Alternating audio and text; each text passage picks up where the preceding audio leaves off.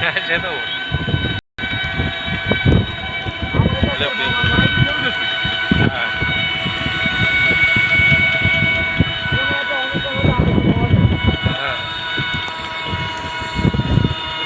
বন্ধুরা আমরা এই মুহূর্তে এখন আছি বাইক গাছা টু কয়লার রোড শিববাড়ি ব্রিজ পার হয়ে বাইক গাছা শিববাড়ি ব্রিজ পার হয়ে